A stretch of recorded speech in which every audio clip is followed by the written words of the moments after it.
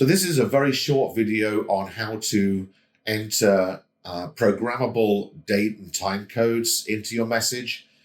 Some customers, instead of putting, like for the alpha month of JAN for January, they want to put in JA or just J. So that's what we call a programmable code. We can do that for the year code, the month code, week code, day code, even hours and minutes and seconds.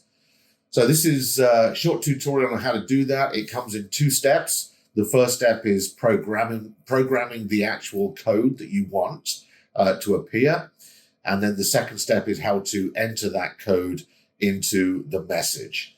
So the first part, we're going into setup and then into date and time. And then at the bottom here, we've got program date codes and then program time codes. What we're doing is the month for today. So we're going to do the date codes. And then when we go here, you see this is where we do years, months, weeks, day of year, day of month, and day of week. We're going to do programming the month. And then this is where we actually put in the code relevant to what we want to do. So starting at January, and I've already done this. So January, I want to print JA. If I want to change that, I just go in and delete back or put whatever we need to put in there. And then we step through February, March, April, all the way through to December. When we've done all of that, we go back to the home screen. And then in the message, so I'm going to create a new message.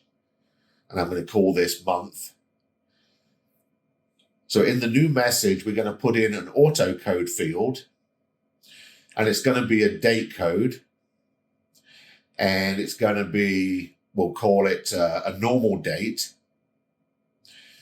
And it's a month code. And now what we're looking for is on the right-hand side here, we've got the standard alpha month SEP, or we've got programmable month SE. Okay, so we want to put in the programmable month. This is the one we've just created. And I'm just going to hit the plus button there. And that then puts it into the message. We can go ahead and finish the message off with whatever else we want to put in. But that is how to put in a programmable month code. The same process for year code, week code, day code, etc.